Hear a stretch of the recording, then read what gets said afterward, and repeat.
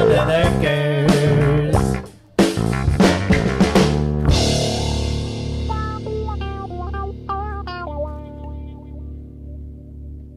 All right, YouTube. This is the one I got a call for.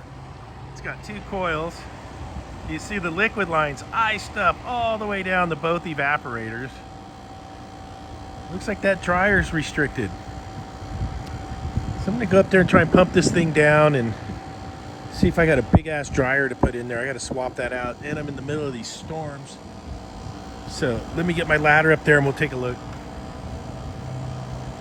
Oh yeah, let's see what old Tippo's up to.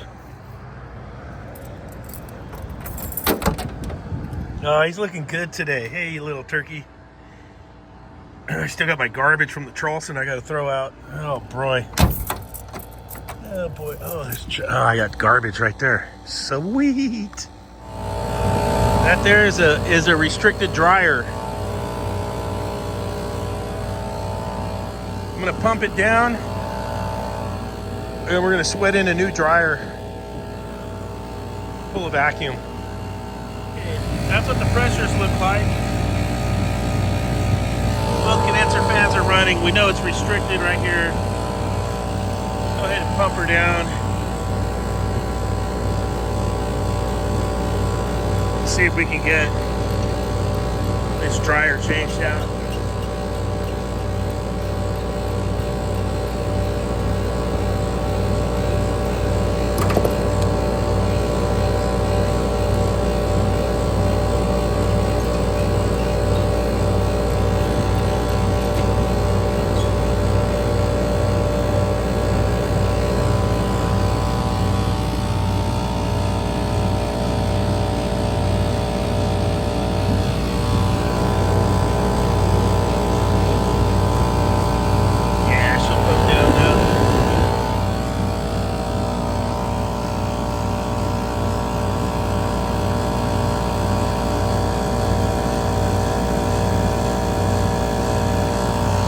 Another problem, it's not cutting out when it's supposed to. It's supposed to cut out at 10 psi. Cut in at 40, cut out at 10.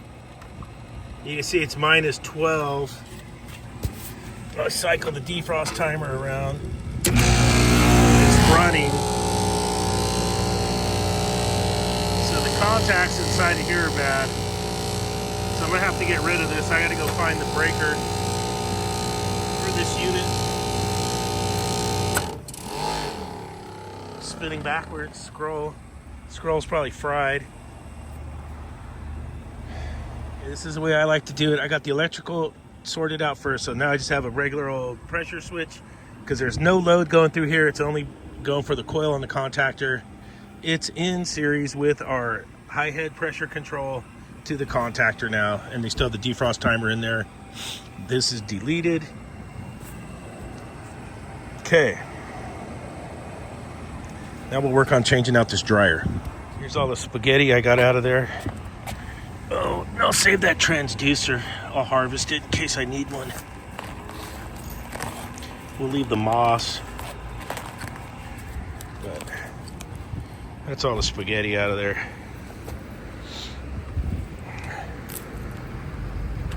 My dryer's changed out. I got a 163 in there. Got the little battery hvac going.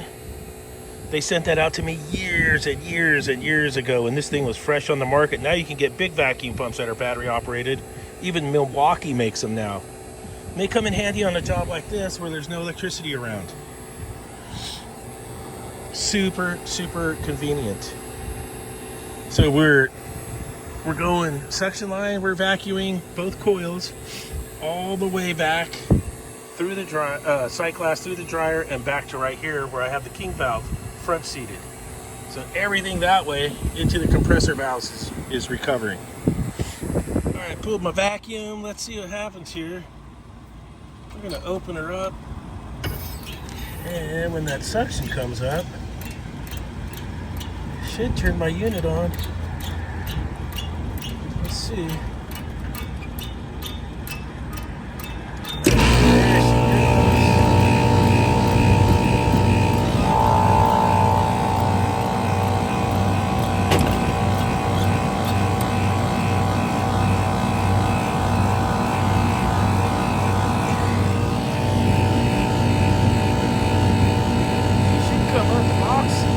box is warm. It's like 47, 48 degrees. Might be 50 by now. Yeah, there we go. Over 20 evaporator. Nothing's frosted up right now, so that's a good sign. We'll let this rip and run. So multiple offender again. Restricted dryer. Broken pressure controller. Not turning the unit off, letting it run into a vacuum. Now we got our peanut switch. I call those peanut switches the Mars low pressure. That one's going to cut in at 20, cut out at 5. Oh yeah, there we go. Now we're getting some head pressure. Now she's running. Suction's up because the boxes are warm. I got some good heat coming off the condenser right now. Yeah. Liking that.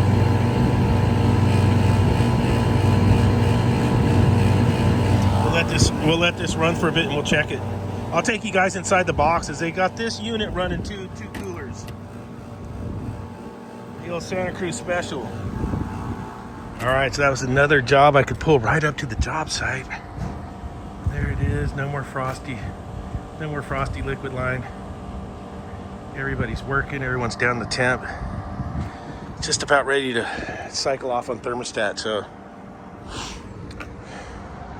that was a good one. If you liked the video, smash the like button. If you haven't yet subscribed, please hit the subscribe. We'll see you on the next one. Later.